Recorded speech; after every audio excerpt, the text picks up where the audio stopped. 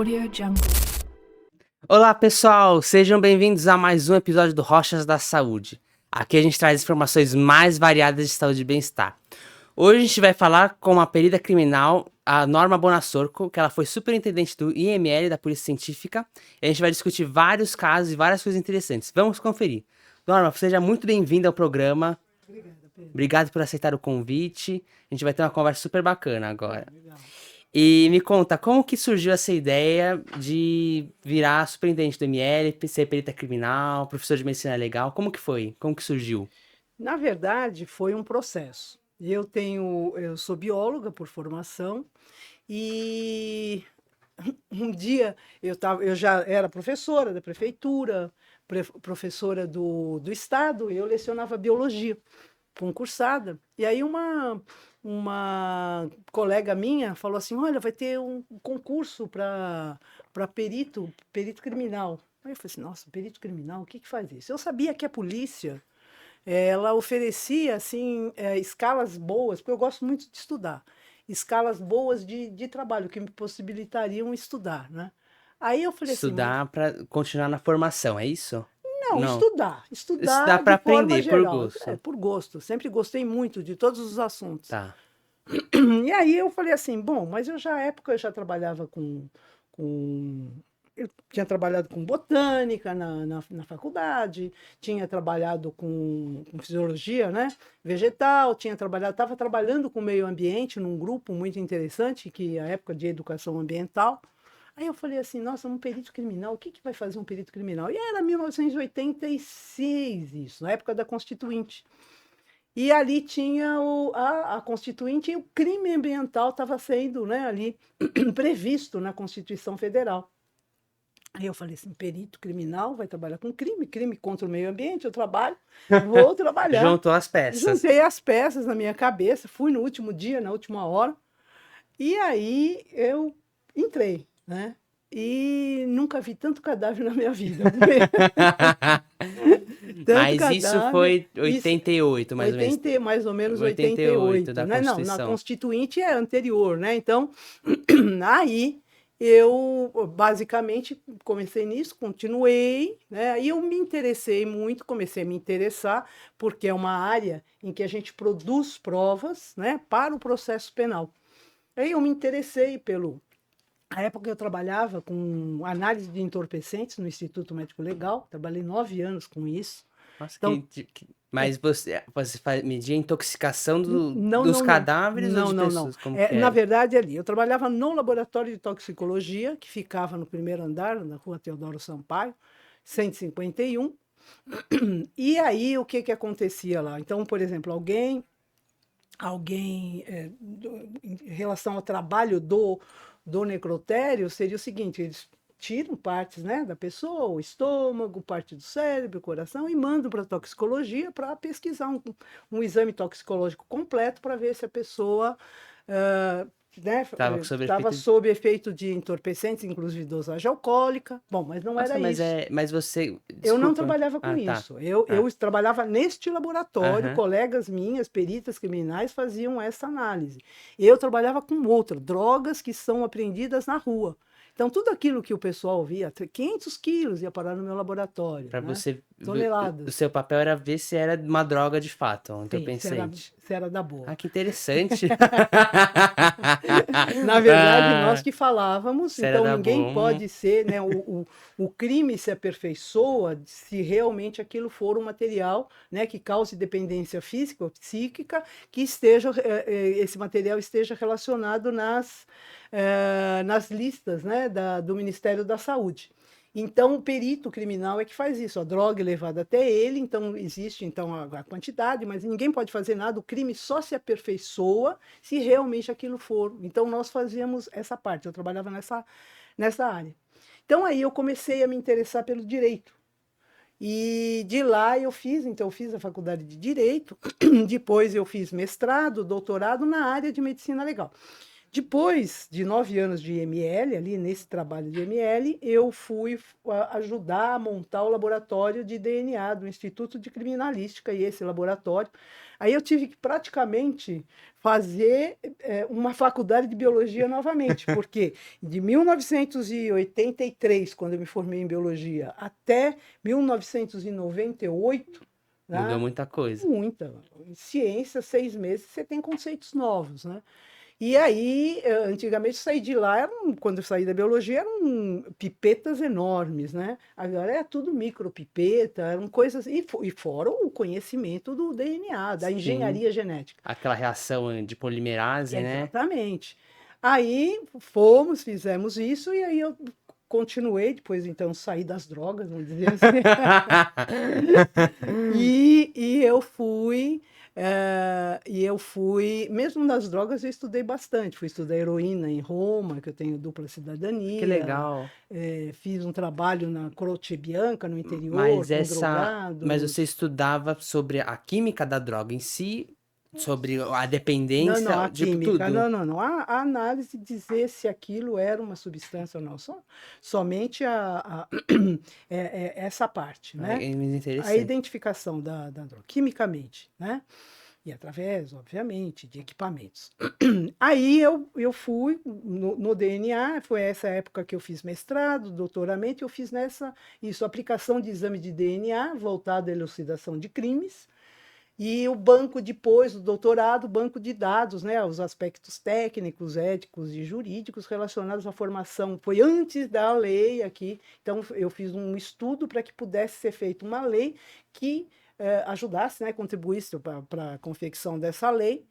E foi esse aí meu trabalho. Aí depois, fiquei anos no laboratório de DNA. Em 2012, 2013, eu fui alçada aí a ser superintendente da Polícia Técnico-Científica, que congrega o Instituto de Criminalística e o Instituto Médico Legal e todas as suas unidades do Estado de São Paulo inteiro. Nossa, é a chefona, a poderosa chefona. Eu fui a primeira, porque são 3 polícias, né, no Estado de São Paulo: a Polícia Militar, a Polícia Civil e a Polícia Técnico-Científica.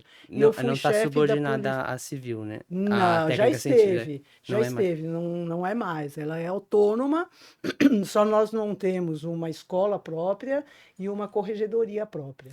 E para você se tornar membro da polícia científica, ou ser legista, ou ser alguma parte envolvendo essa perícia criminal em si, você tem que ser médico ou biólogo, ou tem outras informações que podem entrar? Sim, não, tem outras formações. Então, o que que acontece? O perito oficial, porque a gente tem vários peritos, né? Peritos que dão pareceres, que não são peritos oficiais. O perito oficial é aquele voltado, né, assim, para essa área criminal, né? E então pode ser o perito legista, perito criminal e o perito odontologista. Aqui em São Paulo a gente só tem o perito criminal e o perito legista. E normalmente o perito odontologista, ele é um perito criminal com formação em odonto. Em outros estados não. Então, porque não tem uma legislação, essa lei é federal, mas alguns estados adotam, né? Em muitos estados, por exemplo, a Polícia Técnico-Científica, ela é absolutamente fora da polícia. Ah, é? Tá fora da polícia, é um instituto de perícias, por exemplo, do Rio Grande do Sul. Em outros lugares, não, ela é atrelada à Polícia Civil, né? Mas ela tem um status, a nosso não, a nosso ela é autônoma, é Separada. separada e tem um status próprio de polícia. Mas as pessoas, o leigo, né? Todo mundo é a É polícia, polícia, é a é polícia, é polícia, a polícia. polícia é a polícia civil, né? Uhum. Normalmente não usa uniforme civil, né? Mas Mas então, o que que acontece? A pessoa vai prestar um concurso, né? concurso Aquilo, público. concurso público. Quais são obviamente, para a medicina, para o perito médico, é medicina. Para o perito de odontologia, ser dentistas. E para, né, o perito criminal, aí você vai ter uma variedade muito grande de formação, desde engenharia, né, biologia, então depende da área. Então as polícias, elas vão regrar ali, ela vai estabelecer que tipo No edital do no próprio. edital do próprio concurso, que tipo de profissional ela vai aceitar, né, de acordo com a necessidade dela. Sim, bem interessante. Você comentou também da parte do DNA, né? Sim. Como que foi essa parte da implicação ética, né? De você usar o DNA da pessoa para você identificar um crime, a parte dela não poder dar Sim, prova contra ela mesma. Como sim. que é isso? Como... Tudo aí o que vai permear é o princípio do Nemor Teneter Sede Tegere, né? Nossa, saúde. Ninguém é obrigado a fazer prova contra si, né? Então, como é que isso funciona? Então, as pessoas que eram... Então, assim, você pode coletar no local de crime os seus vestígios da vítima, por exemplo, que sofreu... Então, um local de crime, tá lá, você, sei lá, você encontra, o perito encontra sangue no chão. De quem que é aquele sangue? Tem um cadáver ali. Será que realmente teve luta? Pode ser que seja do agressor aquilo. Então, vestígios são analisados, ou na roupa, então isso daí é usual. Aí vamos ter ali um perfil genético, se colhe também o sangue da vítima, para ver se aquilo não é da própria vítima, ou se for na roupa do agressor, do suspeito, se for da vítima, né, eu já tenho ali uma implicância. Mas às vezes eu quero saber se é daquela pessoa o sangue. Vamos supor que seja um sangue encontrado, um perfil encontrado, que é diferente da vítima. Será que é do agressor? Provavelmente do agressor, que teve alguma coisa a ver ali com o crime. Como é que eu vou fazer isso? Eu preciso do material genético dele. E aí ele tem que falar, olha, o senhor quer doar material para fazer esse exame? Porque o senhor não é obrigado a isso. Muitas vezes a pessoa ela é inocente, ela quer fazer isso, né? Que outras vezes ele não tem nem noção daquilo, mas ele precisa ser esclarecido. Então é por isso que era feito nenhum exame no nosso laboratório. Aliás, nós fizemos todo um regramento nesse sentido.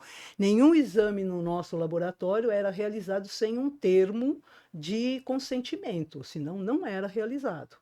Né? Era essa forma.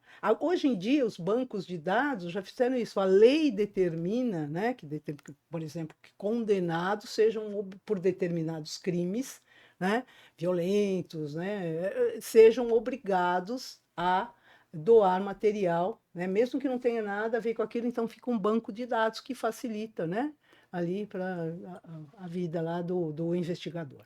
E isso, mas a tendência de... que parece meio autoritário, né? Você, por exemplo, vai tirar o seu RG, você tem que tirar uma amostra do seu sangue Não, pra... não, não é assim, não é feito assim. É assim, em determinados casos, que nem, por exemplo, se a pessoa pode falar, não, eu não quero, né, não quero fazer prova contra mim, aí ele vai ter ali determinadas presunções, né, talvez contra ele, mas que Sim. não necessário, mas o juiz pode determinar, né, mas é muito difícil ter alguma coisa assim sob coerção. Então, às vezes, o que ele vai ter, por exemplo, antigamente na área civil, DNA, ele ficou muito famoso através do Ratinho, né, que ele que divulgou, foi o grande, né, ali, todas as coisas eram exames de paternidade. E o pessoal antigamente se negava a fazer os exames, tá? Veio a lei e mudou isso. Veio a lei e mudou, e assim, não quer fazer o exame, não faça, mas você já é o pai por presunção, né? Então, na área criminal não é bem assim, que nós temos mais garantias, né? E é justamente isso, mas o trabalho ético é esse mesmo, né? Você tem que falar para a pessoa, porque esclarecer a ela, e ele faz a coisa se quer ou não. E com isso, né, mas mudou um pouco com essa lei aí de coleta, meio que das pessoas, né, dos quem já está cumprindo pena, quem vai cumprir, de doar o material e se ter um banco de dados. E perfeito, mas, por exemplo, tem aqueles casos que às vezes a pessoa não morre de uma morte violenta. Hum, E, por exemplo, às vezes ela morre num hospital, sim. ou é uma pessoa que morre dentro de casa. Tem outros locais, além do IML, que ela vai? E como que é feita a análise nesses casos, Bom, assim? então vamos fazer o seguinte, aí não tem nada a ver com o DNA, que é outra história, porque não se tira de cadáver, normalmente a gente tira o exame, coleta uma amostra, né, de material biológico, se o cadáver for desconhecido, para evitar uma futura exumação, tá? Uhum. Ponto. Tá, em relação ao DNA. Agora, você está me falando quando tem uma morte, no É, geral, né? Não sim, tem nada a ver aí com o exame de nesse DNA. termo investigativo. Investigativo. Não, não, não, sim. Investigativo. Então, o que que acontece? Existe um setor, né, muito interessante em alguns hospitais, que é o serviço, na verdade, um serviço de verificação de óbito, em que as faculdades, né, os próprios médicos, né, ali atestam a morte através de um estudo, né, como é que se fala? Um estudo através da necrópsia, né? Que é aliás, um estudo muito diferente daquele que é feito no IML, muito mais trabalhoso, digamos assim. Por exemplo, então, morte violenta, para onde que a pessoa vai? Para o Instituto Médico Legal. Lá ele vai ser identificado, vão se ver as lesões, né? Ele vai ser identificado, quer dizer, confirmada a identidade dele, através de impressão digital, através de exames, dependendo do estado que esteja o corpo, né? Agora, quando a pessoa morre ou em casa, ou ela vai para um hospital e o médico não tem condições de atestar a morte dela, ela vai para o serviço de verificação de óbito, que, por exemplo, aqui em São Paulo, fica ao lado do IML. Uhum. Tá? Então todo mundo fala, o IML demora. Na verdade, o IML não demora para fazer. Uma necrópsia no IML, ela demora no máximo 2 horas depois que o corpo Nossa, é chega. É rapidinho. rapidinho.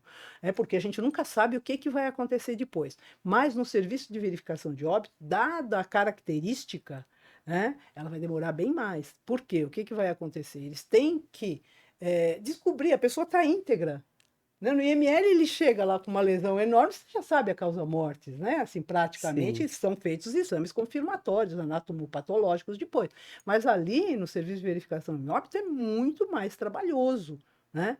E demora mais. Né? Mas o IML leva a fama de tudo, né? Que demora, Sim. então todo mundo, porque não conhece lá o serviço de verificação e eles fazem isso não é porque é por negligência ou alguma coisa assim, né?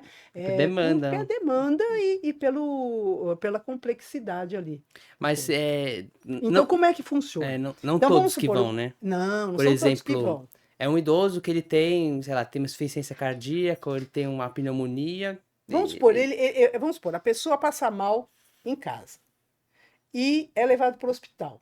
Chega no hospital, ele não tinha o médico que tratava aquela pessoa, ele chega no hospital e falece. O médico que está no hospital não tem condições de saber o que aconteceu com aquela pessoa.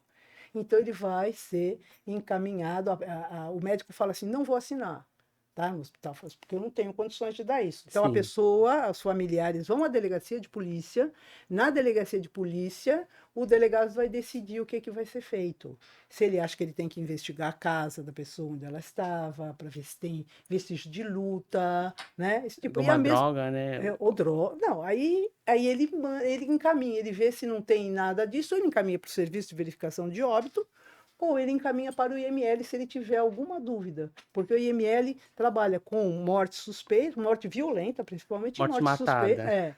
morte suspeita, mas de 80% das perícias do IML são feitas em pessoas vivas. Sério? Como Lesão, que é isso? lesão corporal, né, esses acidentes, né, lesão corporal, crimes sexuais.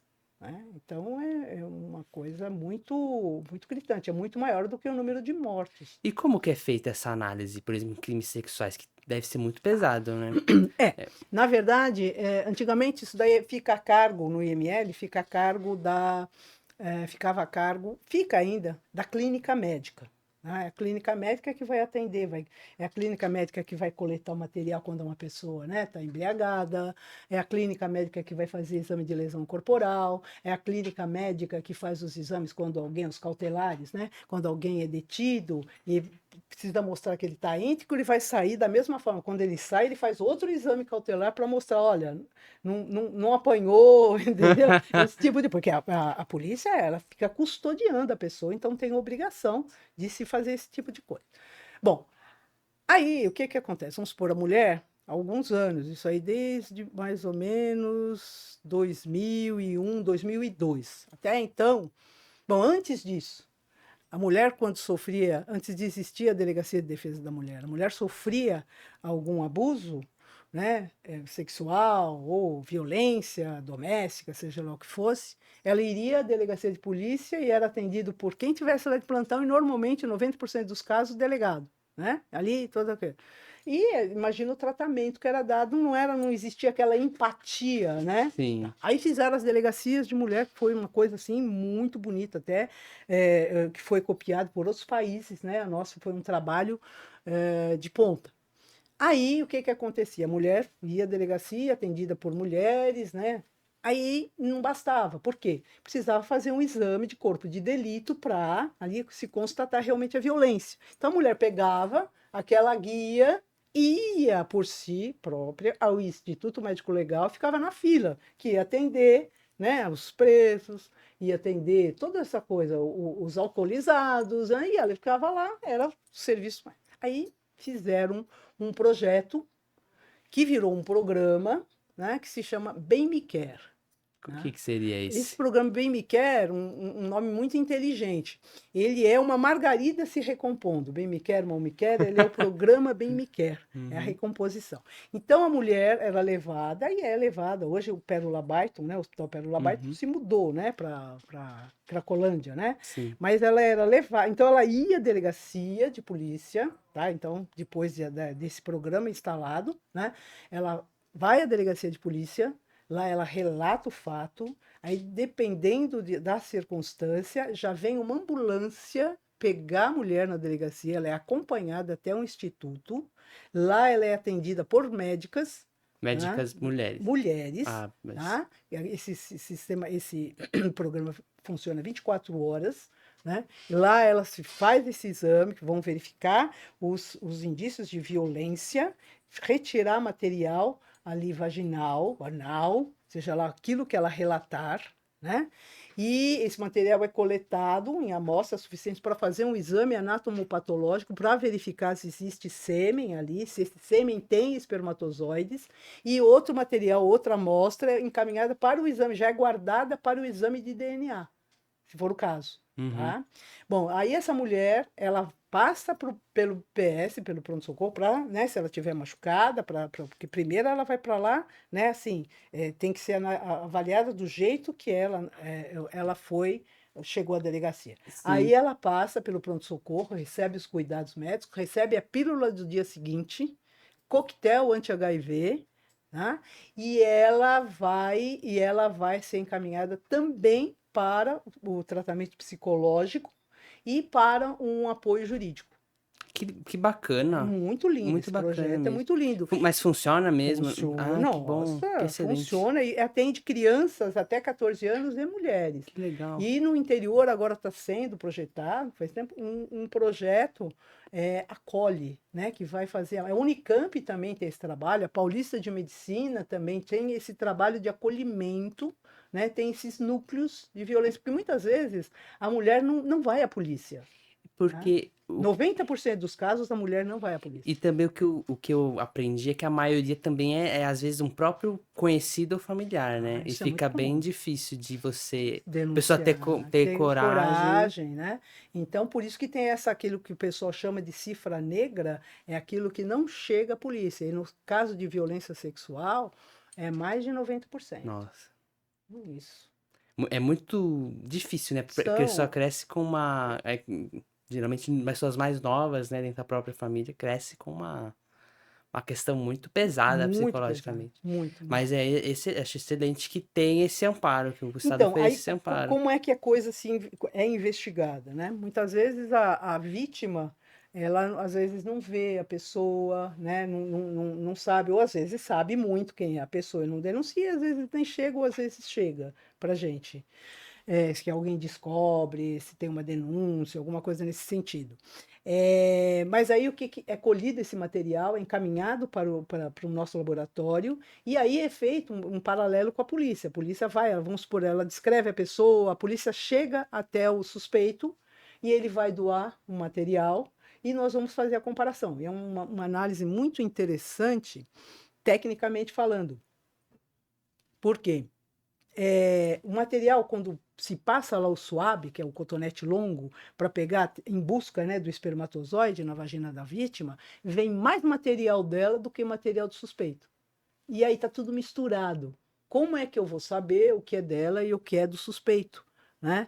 E então o que a gente faz? Quando ela vai coletar o material lá no Pérola Byton, né, no programa Bem Me Quer, agora não é mais o Hospital Pérola Byton, não sei se o hospital que mudou, se foi Ainda desse... existe esse Não, hospital, não, ainda que existe, existe e existe. foi para Cracolândia, mas não sei se ele mudou, levou o nome conjunto, tá? É um centro de referência da mulher. Seja Sim. lá de onde veio o material, é coletado também o material da vítima, porque eu vou ter uma mistura de materiais genéticos ali. Eu preciso saber o que é da vítima e o que é o do agressor. Uhum. Então a gente tem uma técnica, tá? Através de detergentes ali diferentes, de separar o material masculino e o material feminino, e eu consigo ver na mistura o que é dela e o que é dele, né? É Interessante. muito interessante isso. E também outro material, por assim dizer, são as impressões digitais, né? A gente tava falando falamos de DNA, de Sim, sangue, falamos agora de materiais sexuais, esperma, né? Líquido sim, vaginal. sim, sim. E as impressões digitais. É verdade, é aquilo mesmo que a gente escuta no CSI da vida, que É. você consegue descobrir quem é a pessoa só pelo DNA, só pela impressão digital, ou tem outros fatores também? Olha, todos nós temos características próprias, né, individuais, ainda que familiares, elas se distinguem, porque a gente é uma mistura de pai e mãe. Então, nós conseguimos, sim, diferenciar as pessoas através de determinadas regiões próprias, que nem, por exemplo, você é diabético? Não. Eu também não sou. Então, se a gente for pegar o nosso gene ali da insulina, ele é absolutamente igual. Então, não é por aí que a gente vai O seguir. meu tem uma Eu tendenciazinha, viu? também tenho, minha mãe A era. gente tá igual também. Então, É, somos parecidos, mas isso não vai nos distinguir. Então, o é. que vai nos distinguir? São regiões do genoma que elas são extremamente variáveis, são hipervariáveis, tá? E aí, o que acontece? A ciência descobriu que essas regiões variáveis, né, elas variam muito na população. Então, ao invés, normalmente, vamos supor que para um determinado gene, vamos supor, azão-azinho, né? Ali não dá uma resposta azão-azinho para essa região. Como ela não fabrica proteína, ela não faz nada, ninguém sabe ainda para que ela serve, são regiões hiper repetitivas, que a gente diz assim, ela pode ir de A a Z a resposta. Tá? Vamos supor que a minha mãe era D, o meu pai era Dzão, então eu sou Dzinho e Dzão naquela região, mas é Uhum. diferente. Então ela tem uma hipervariabilidade, e aí as pessoas você consegue medir estatisticamente quantas pessoas são A, quantas B, quantas C, quantas D, para uma determinada região. E aí você consegue então estabelecer esse vínculo, essa identidade absoluta da pessoa, né? Que ela só não é absoluta se forem gêmeos idênticos, porque eles têm o mesmo genoma. O gêmeo idêntico, né, é uma Já multiplicação ali. pensou É, que é. novela da Globo, isso daí, né? Isso aí é muito explorado em gêmeo idêntico e tal. Mas a impressão digital, mesmo dos gêmeos idênticos, né, ela é diferente Hum, mesmo nos gêmeos idênticos. Por quê? A expressão gênica, né, aqui das nossas papilas, ela se dá por um estímulo interior, né, ali durante a formação. Ela começa a se formar lá pelo sexto mês, né, de vida intrauterina, e aí um fetinho pode entender de um jeito o ambiente, o outro entende de outro. Por isso que são diferentes, né, as impressões digitais, mesmo em gêmeos idênticos. Elas são parecidas, mas elas se diferenciam. Né? A íris, por exemplo, também é outra parte. Então, nós temos métodos de identificação assim, bem definidos. Então, a impressão digital ela é muitíssimo importante. Tá? Ela é feita no departamento da Polícia Civil, que antes era, né, na verdade, era tudo da Polícia Civil. Então, seria, né, o Instituto de Criminalística, Médico Legal e o Instituto de Identificação. Né? Aí, o que acontece? Saiu só o IML e o IC da Polícia Civil. O Instituto de Identificação ficou. Tá? Ele emite os RGs, né, ali, e o que acontece? Por exemplo, chegou no IML alguém, ainda que ele esteja com um documento, né, eu vou ter que confirmar a identificação desse cadáver. Então, o que que são tomadas as impressões digitais dos cadáveres e isso é mandado para esse instituto, ou ali já se tem uma comunicação própria que o instituto vai falar assim, é essa pessoa. Se é de outro estado, isso é mandado para outro estado. Não tem essa integração dos sistemas de. Infelizmente, desde 1912, isso não tem. Brasil Nossa. foi um dos primeiros a adotar o sistema de identificação de Vucetich, que é o argentino, até antes mesmo da Argentina. O Brasil adotou em 1905, a Argentina em 1907, mas desde 1912 se tenta ter um banco nacional e não se tem. Vamos ver se. Então, a gente tem possibilidade de 27, né, RGs diferentes. Agora, vamos ver se a gente consegue fazer algo único com o CPF, né, Sim. uma identificação única. Mas não importa ter uma identificação única, um número único, mas você tem que ter ali a troca, né, de informação. Mas com a velocidade que a gente tem aí da tecnologia, a gente está conseguindo trocar as figurinhas mais rapidamente. E identificar uma pessoa, porque às vezes, sei lá, você tem Local 4 de crime. suspeitos. Não, em local de crime, você consegue. Então, o pessoal vai, coleta esse material, dependendo de onde está, num copo, numa mesa, em alguma coisa, isso é coletado. Se jogam. Vamos supor, isso aqui. Eu vou jogar um pó preto aqui, tá? E aí eu vou tirar isso aqui num suporte, colocar sobre uma lâmina e encaminhar isso para o laboratório, tá? Né, de identificação e eles vão comparar com o do suspeito, né? Com a ficha do suspeito. Ali você tem a forma aí de Mas só a identificação. impressão digital já diz, já é uma prova que, por exemplo, Não que ele roubou, que ele se furtou, que ele tá esteve ali, lá. é, mas Que ele esteve lá, como o DNA também. Por exemplo, DNA de uma pessoa que foi violada. Uma das primeiras perguntas que a gente tem que fazer é o seguinte: você teve alguma relação consensual antes do estupro? Né? Porque, senão, vamos supor que o violador, isso daí não seja perguntado para a vítima. A vítima pegou, teve uma relação sexual com o marido, saiu para trabalhar e foi estuprada no ponto de ônibus, ela nem viu e ele estava usando preservativo. Vamos supor. Aí, se ninguém pergunta para ela quando foi a sua última relação consensual, ela vai coletar o material. Eu estou analisando sem saber o material genético do marido dela, que nunca vai bater com o do suspeito, e porque ele pode usou incriminar o cara. preservativo. Não vai incriminar porque ele era o marido dela, Sim. mas nem, entendeu? Nem se tem isso. Então, às vezes, entendeu? Você tem que fazer uma investigação, uma investigação, né? Assim, uma consulta à pessoa, né? Muito bem feita, né? Para você saber nesses casos específicos. Então, isso aí não é uma prova cabal do estupro. Entendeu? Às vezes a relação pode ter sido consensual, às vezes, Deus o livre, mas pode, por exemplo, a vítima ter se inoculado aquilo, como a gente vê em novela, que você estava falando, né? Guarda, a gente já viu isso. Nós tivemos um caso que foi um absurdo. Foi quase que inverossímil a quantidade. Nós recebemos um preservativo com muito sêmen. Aquilo não é normal. Era um monte, era uma reserva. Que é o Superman, né? Não existe. Uma coisa assim. Aí a gente conversou com o delegado e falou: está meio estranho isso, né? E o suspeito era um suspeito de violar uma criança. Nossa. Uma criança. E batia com uma. Aí foi encontrado, além desse preservativo no local, tinha violado a criança e matado a criança. Nossa. Estrangulado a criança. Tinha uma carteira de identidade. Aí foram Fica muito buscar aquele esquisito, homem, né? bateu com aquele sêmen que estava lá. Quem que fazia isso? Foi a esposa dele, que tinha um caso com um homem que vendia doce, né? Pipoqueiro, vendia, coitados, pipoqueiros sempre levam a culpa, né? Vendia doce, atraiu a criança e fizeram isso para incriminar o marido dela. E ela recolhia o sêmen. Então, Do marido. do marido.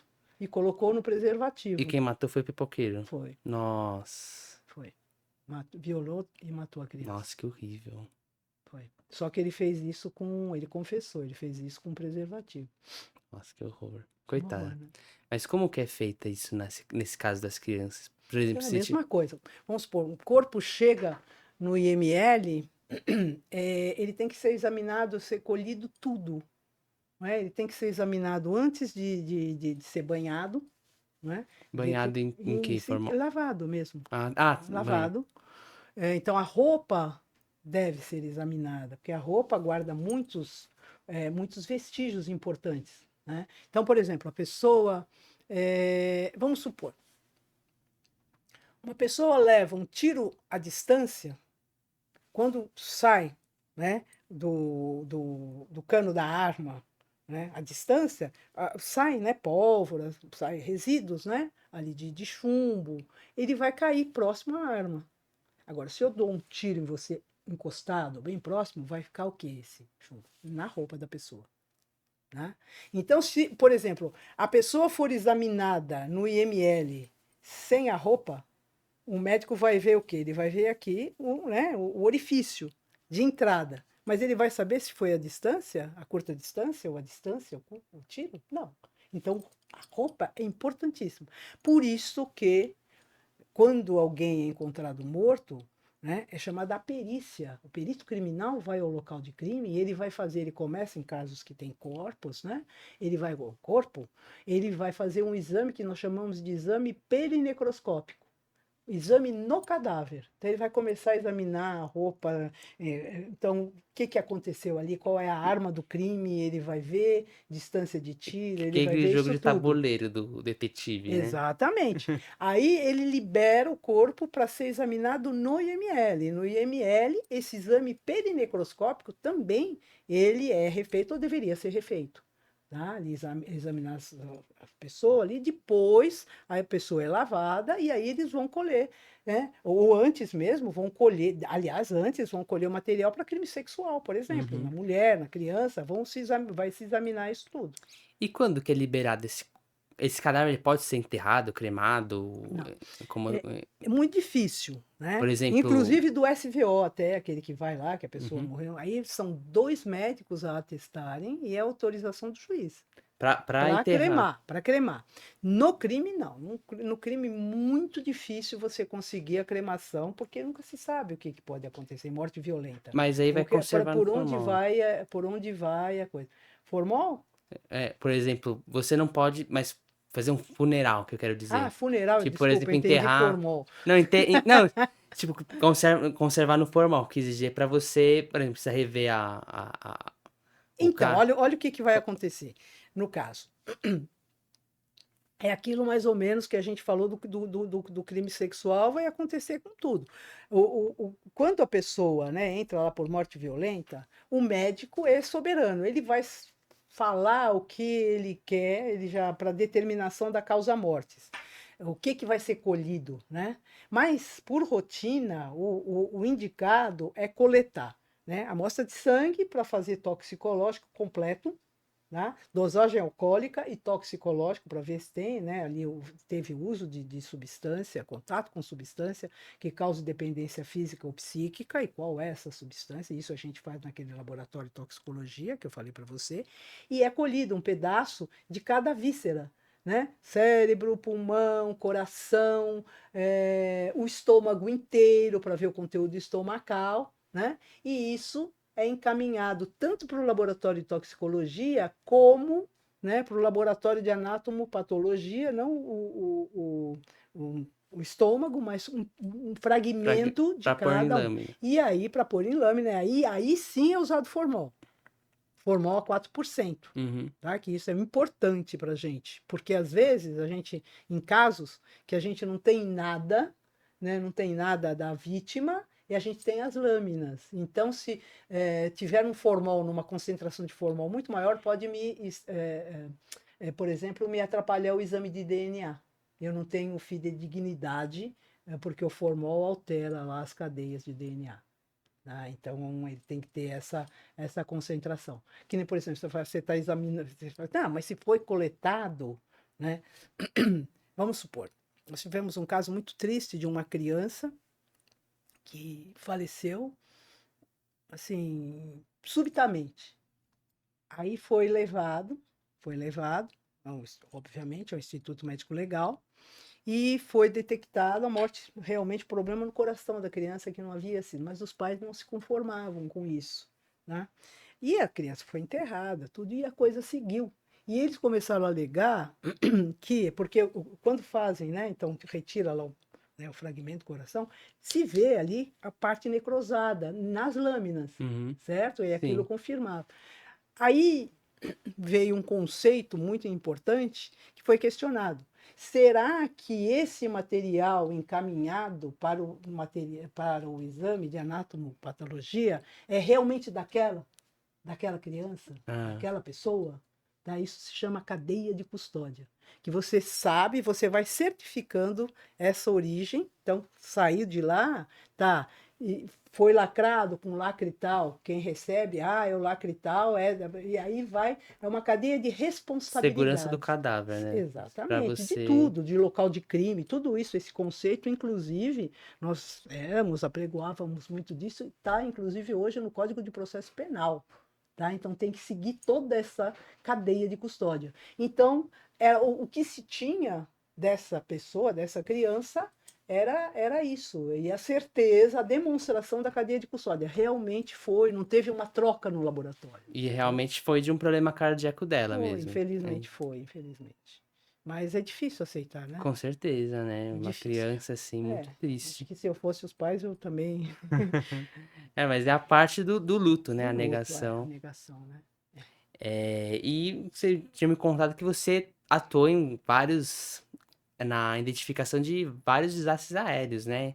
Qual que são as dificuldades disso? Que é um número muito grande de vítimas, né? Olha, eu tive a oportunidade de trabalhar em 3 acidentes, de participar, né, de 3 acidentes aéreos em posições diferentes. Em 1996, com a queda do avião da TAM, que matou 99 pessoas em Nossa. Congonhas, na verdade, eu era perita lá do IML ainda.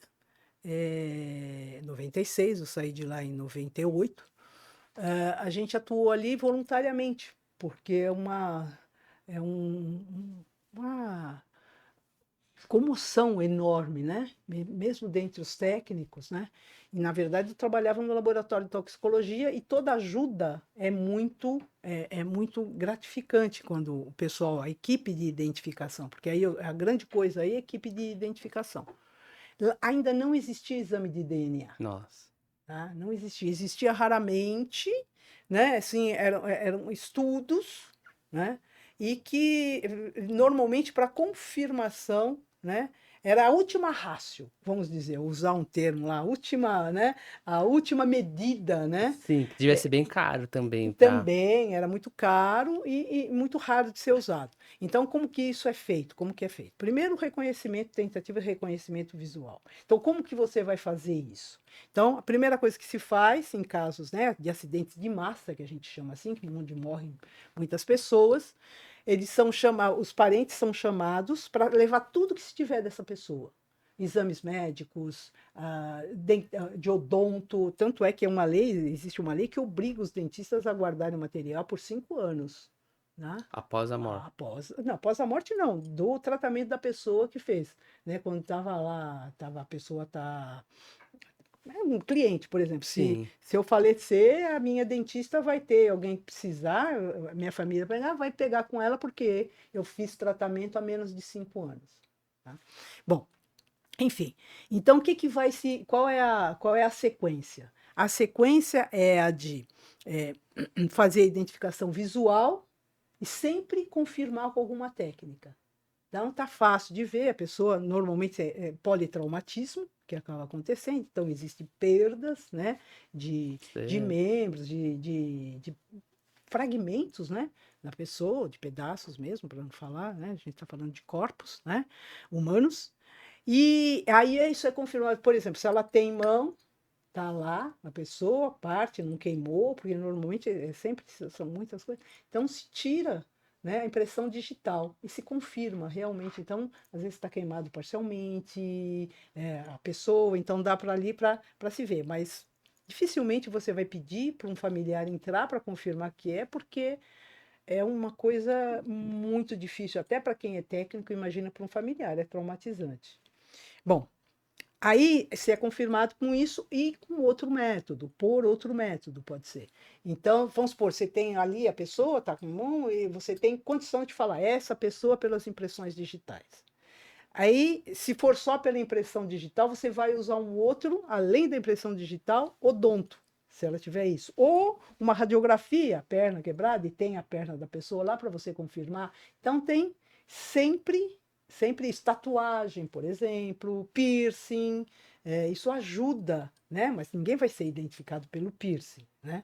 Mas é uma pista a Mas é mais. a mais que vai ser somado. E o DNA era a última rácio, né? Aí, isso aí foi em 1996, a gente ajudou, no sentido lá mais ali Causa humanitária. exatamente, sei lá, separar as peças, ajudar ali na odonto, vai pegar isso, vai pegar aquilo, mas assim, dessa forma. Mas convivendo com isso e vendo, aprendendo, né, ali. Aí nós tivemos, aí isso foi muito interessante, porque isso vai aprimorando os protocolos, né, de identificação, de resgate, porque é muito importante como as pessoas serão, por exemplo, retiradas, né, do avião, das proximidades, como que você vai encaminhar aquilo. Então, por exemplo, é muito importante você, sei lá, não colocar numa embalagem escura e tá ali tomando sol, porque isso Uhum. daí acelera ainda mais a decomposição. Ou então tirar os adereços das pessoas, porque isso pode ajudar, entendeu? A Na identificar. identificação, tá? Pelo menos encaminhar para começar o processo técnico de ouro, padrão ouro, para a identificação da pessoa, né? Bom, aí foram feitos treinamentos, né, com participação de bombeiros, policial militar, policial civil e polícia técnico-científica, obviamente. E aí nós tivemos, infelizmente, simulações, né, disso aí. Infelizmente, uma simulação. A vida, né, imitou foi a arte que imitou a vida. Teve uma simulação muito parecida com a simulação que foi o acidente da TAM, de 2007, Uhum. em que a gente teve 199 mortos. Nossa. Né? Então, o que, que aconteceu? Aí já existia o exame de DNA. E os corpos estavam bem. Foi um acidente em que o avião entrou a 300 quilômetros. Não explodiu, graças a Deus, porque se tivesse explodido, nós teríamos Uma assim, tragédia ainda maior. muito maior, né? Mas dá a impressão que, porque faz um barulho enorme, né? Mas sim, é muito sofrimento, Muito né? sofrimento. Não, mas aí teve, o avião bateu, caiu uma viga em cima, então nós tínhamos o Nossa. avião dividido em dois, praticamente. Ali na frente, as pessoas, então elas morrem por sufocamento, né, ou por politraumatismo, que vai uma inércia enorme, né, ali que você vai batendo. E você tem ali, tinha a parte de trás em que o pessoal estava mais preservado, né? Bom, aí começa, você assim, se você conseguir, então, e ficou queimando 3 dias aquilo, Nossa. 3 dias.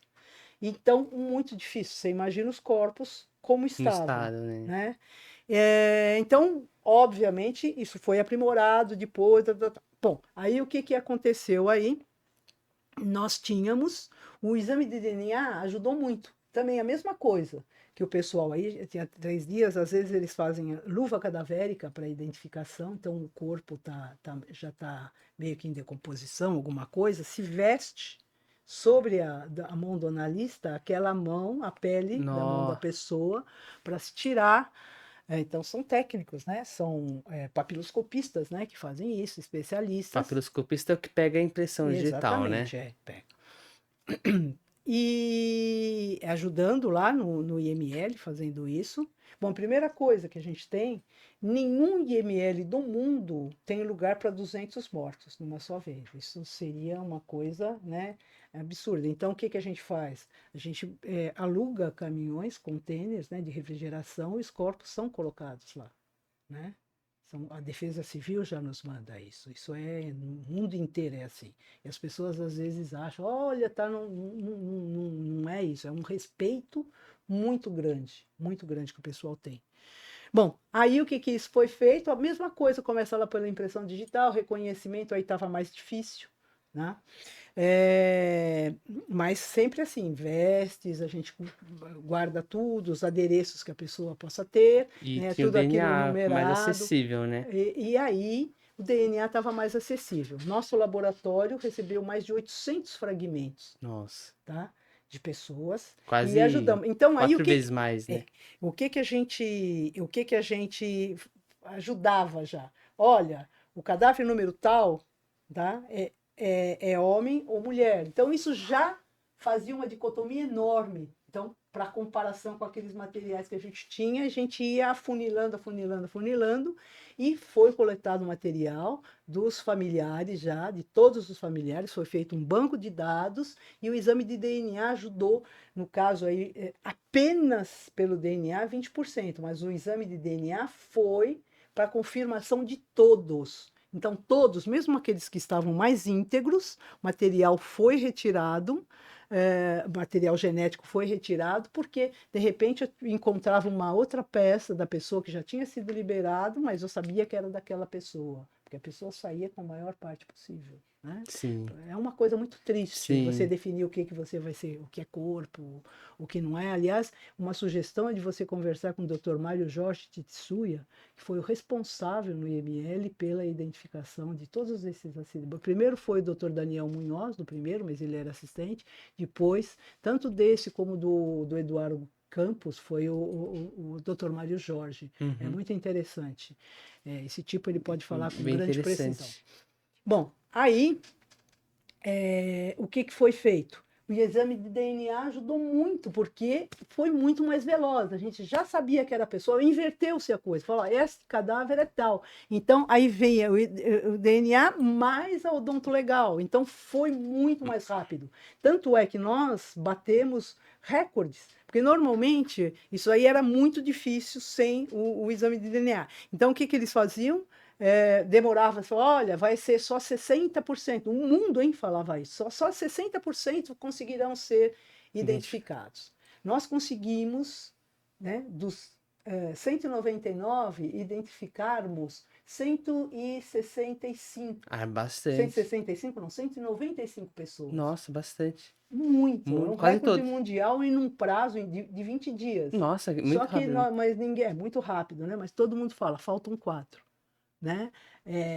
Nós estamos na terra em que não existe vice-campeão, né? Então, o vice-campeão não existe vice-campeão, mas não entendeu, não importa, tem que ser. E as pessoas falam, como não identificar? Parecia que a gente não queria identificar, não Mas tinha não consegue material, ver pela não tinha. passagem quem Sim, isso comprou. daí, sim, isso aí é que a pessoa é identificada. O Ministério Público faz na primeira semana, né? Mas assim, a confirmação material, que às vezes assim, aquilo queimou 3 dias, né? Então, 4 pessoas, infelizmente, né, não Perdeu o conseguiram, seu. perdeu, né, todo o material. Inclusive foi assim, o material da pessoa que estava lá no maleiro, nas coisas assim, tinha o relógio da pessoa funcionava, mas não se achava a pessoa, Nossa. né? Uma coisa, bom, enfim.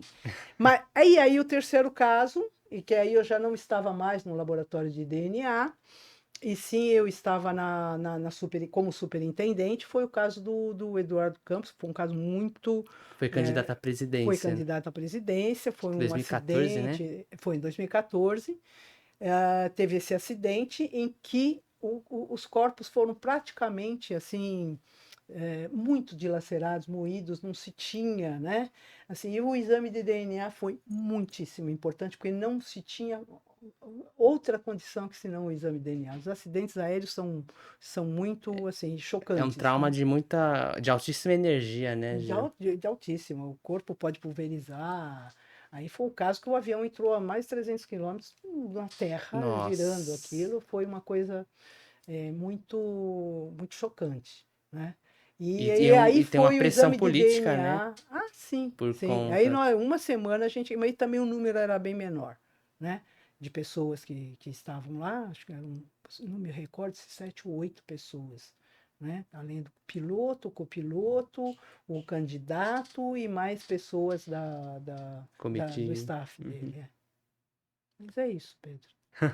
E perfeito aqui. Tem mais alguma coisa que você queira comentar? Alguma mensagem? Olha, a mensagem é assim, que eu diria em relação à minha carreira, valeu muito a pena.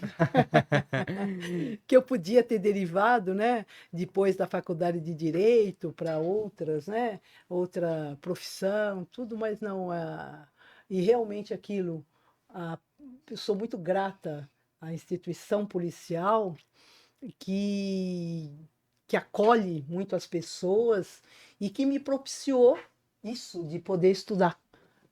Como eu gosto, eu continuo sendo uma estudante, né? E de aplicar, porque ali você aplica o conhecimento instantaneamente, né? Então, assim, para aqueles que gostam, né, de ciência, é uma ciência aplicada e que de imediato você já vê o retorno dela, né? Não que as outras não sejam importantes, né? Uma pessoa ansiosa como eu, ajudou bastante. E é uma coisa assim que tem uma função social muito importante, muito Sim, importante. sim. E é isso aí. É, é, Dá uma paz para os familiares, né? muito, uma paz, sim. E muito importante para mim, né, ter tido essa oportunidade, né, ter tido essa oportunidade. E isso aí, então, para aqueles que quiserem ser peritos, né, estudem, né? Os Sim. concursos estão aí, né? Vejam os editais, leiam os editais, e é muito interessante E eu isso. quero te fazer uma última pergunta, agora que Sim. a gente tava com a pergunta do que era a rocha da saúde. Só que como a gente tá numa nova temporada, eu vou fazer. Eu mudei essa pergunta. A pergunta é: que conselho de vida você me daria pra mim, um homem jovem que tá vivendo nesse mundão louco? Que conselho, não como profissional, mas como um ser humano, que conselho você me daria como um homem jovem? Como homem jovem, tá? Vocês estão, assim, a gente está todo mundo nisso, mas vocês em especial vão lidar muito com a inteligência artificial, já lidamos muito com telas, eh, não deixar isso se robotizar, sabe? Se tocar, ter assim, fazer atividades que levem ao exercício da empatia, do olhar para o outro e principalmente do olhar para o outro, não, né, aquele que está ao seu lado, que é igual a você, mas aquele bem distante mesmo, aquele mais pobre, aquele necessitado, aquele que às vezes está numa situação de necessidade. Então, por exemplo, você vê assim, a morte eu tive essa, igual a todo mundo. Então, ali não tem, e você tem que se colocar no lugar da empatia do familiar, da vítima, de tudo aquilo. Então, cumprir, seja lá que profissão você escolher, ou que ramo da sua profissão, sempre escolher com empatia, né? Que aí você vai cumprir, né, ali a sua missão, mas aí com uma missão com Propósito de propósito e servir, né? de servir, de ajudar né, e ser muito bom para Sim, todo mundo. caminhando rumo a isso que eu quero Isso aí. fazer. E, pessoal, queria agradecer muito a Norma pela presença, pela conversa. Foi excelente. Muito obrigado por aceitar o Eu que convite para vir agradeço a aqui. oportunidade. Achei muito incrível essas histórias de que é uma coisa que a gente não escuta muito normalmente. A gente só nos noticiários já é dado pra gente, mas tem todo um trabalho por Opa, trás, um universo que tem que ser mais divulgado para as pessoas conseguirem entender melhor, ter mais compaixão. sim. E eu queria agradecer muito a você pela presença. Muito obrigado por aceitar o Imagina, convite. eu que agradeço a oportunidade. Estou à disposição. Obrigado. E eu queria agradecer a vocês pela audiência. Muito obrigado. Não se esqueçam de seguir o nosso canal, nos acompanhar nas redes, no Instagram, no TikTok. Deixar o seu gostei, compartilhar para seus amigos. E, pessoal, se vocês não curtirem, eu vou ter que ir atrás de você, né, Norma? A gente vai atrás de vocês. A gente vai puxar o pé de vocês à noite, hein? Então, gente, cuidado, hein? Eu tô falando sério. Então, eu espero vocês no próximo episódio. Até lá, abração. Tchau, tchau.